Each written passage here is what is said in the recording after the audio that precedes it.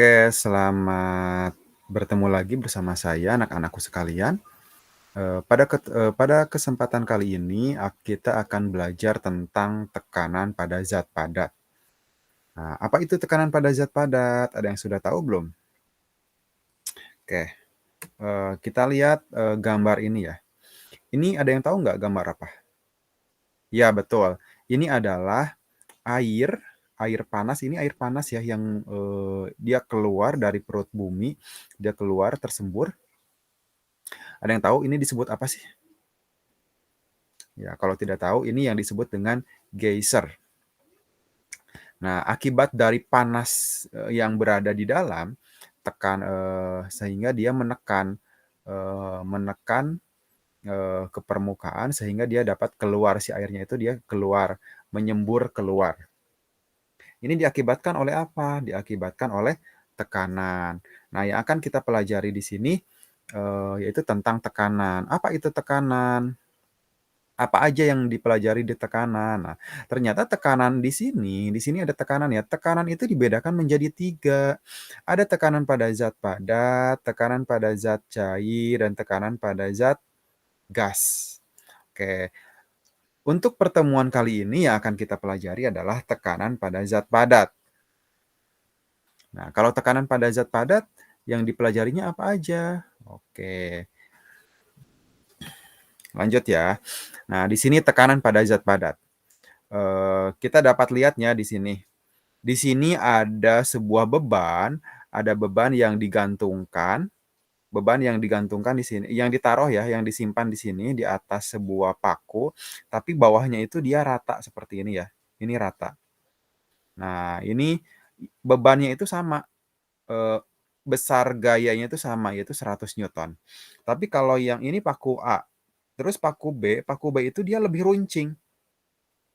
Dia lebih runcing ditaruh, gayanya 100 newton. Oke, yang menjadi pertanyaan, ketika suatu beban ini disimpan di atas paku dan diletakkan kepada balok kayu, nah, ini kan diletakkannya di atas balok kayu. Paku yang mana yang akan, menembus si kayu dengan mudah? Yang mana, ada yang tahu? Iya, betul, paku B. Kenapa demikian? Ada yang tahu nggak? Kenapa sih paku B itu dia dapat menembus lebih mudah dibandingkan paku A? Iya, karena di sininya kalau paku B itu dia runcing, di sininya runcing. Jadi ketika runcing di sini dia memudahkan untuk, menembus si kayu yang sudah tersedia. Beda lagi dengan paku A, kalau paku A kan di sininya rata ya, ketika kita taruh beban, 1.000 newton.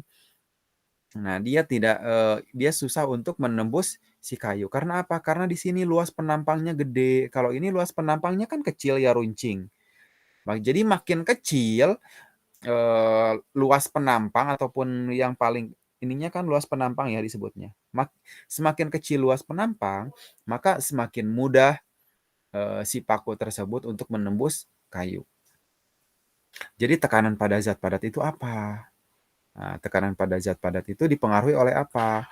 Kalau secara matematis, dapat ditulis di mana P sama dengan F dibagi A.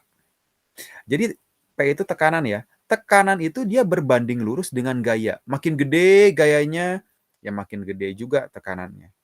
Dan makin kecil dan P itu berbanding terbalik dengan luas penampang. Semakin kecil luas penampang, maka semakin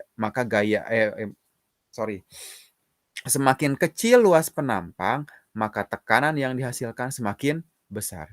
Semakin besar luas penampang, maka semakin kecil, tekanan yang diberikan. Lihat aja paku A dan paku B. Dia akan memberikan tekanan yang paling besar yang mana? Paku B. Karena paku A B itu dia memiliki luas penampang yang kecil. Contoh lain, ketika kita berjalan di atas tanah, ada 2 perempuan. Yang satu memakai sepatu, sepatu yang lebar, sepatu biasa, sepatu kets, dan yang satu itu dia memakai high heels. Nah, ketika jalan di tanah, perempuannya itu sama-sama ya, sama-sama memiliki berat badannya itu misalnya 50 kilogram. Ini si A, ini si B pun sama 50 kilogram. Nah, di sini. Di sini luas penampangnya gini karena dia rata, terus di sini high heels. Nah, high heels itu kan bawahnya itu dia runcing ya. Yang akan memberikan tekanan yang paling besar yang mana?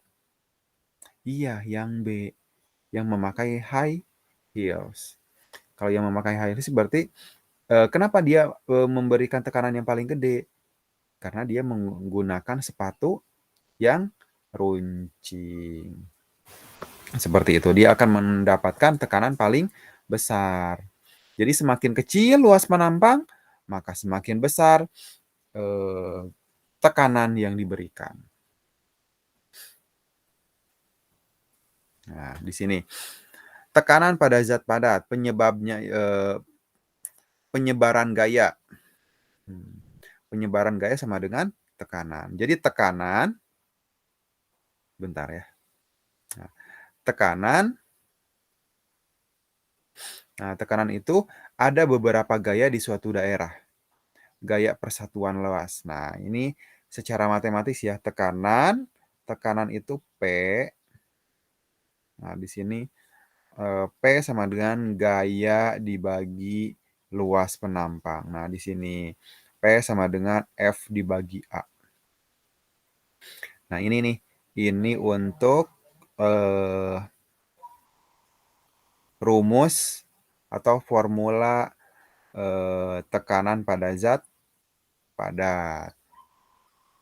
Oke, untuk lebih mudahnya kita akan ke contoh yang contoh penjelasan yang lain ya.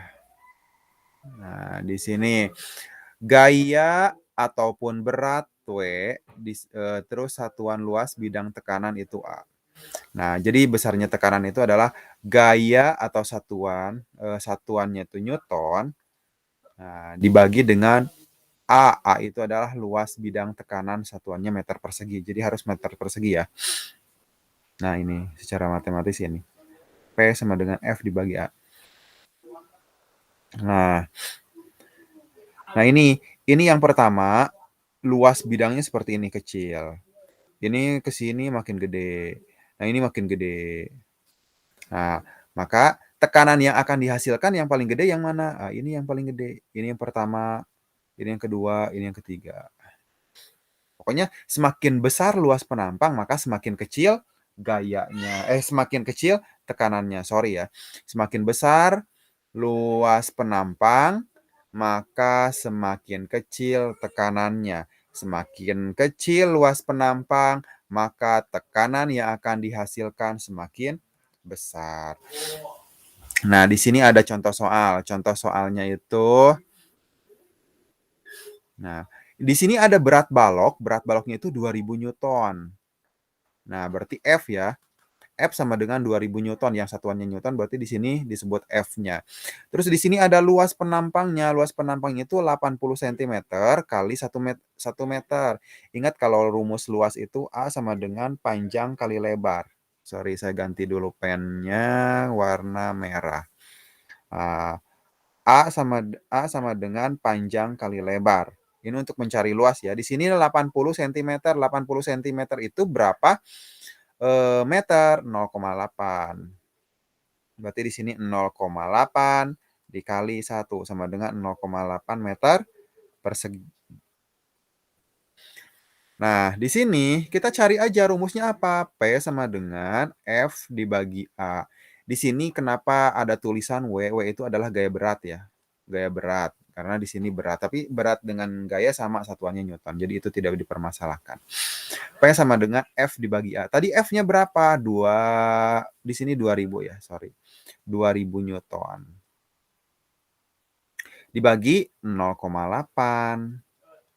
Nah, ini sama aja dengan ini kan bisa coret 0, berarti pindah 0 ke atas 1 ya. Jadi 20.000 dibagi 8. Berapa hasilnya? Ya, 2500 Newton per meter persegi. Nah ini ya, ini adalah, untuk cara, mengerjakan tekanan.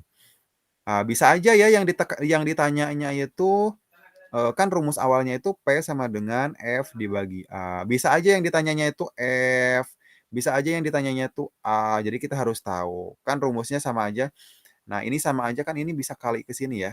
Jadi P dikali A sama dengan F. Kalau yang ditanyanya A berarti F dibagi P. Kalau ditanyanya F berarti P dibagi F itu berarti, eee, F sama dengan P dikali A, seperti itu. Oke, untuk pertemuan kali ini, untuk penjelasan tekanan pada zat padat, cukup sampai di sini. Nah, silahkan, kalian cek Google Classroom, saya sudah upload, tugas di Google Classroom, silahkan dikerjakan dan dikumpulkan. Langsung dikumpulkan ya, jadi masih ada beberapa waktu untuk kalian mengerjakan. Jadi hari ini harus beres. Nah, untuk pertemuan selanjutnya adalah tekanan pada zat cair. Silakan untuk, tekanan pada zat cair, kalian, pelajari terlebih dahulu. Jadi untuk hari selanjutnya kita akan pelajari tentang tekanan pada zat cair. Oke, terima kasih anak-anakku sekalian. See you.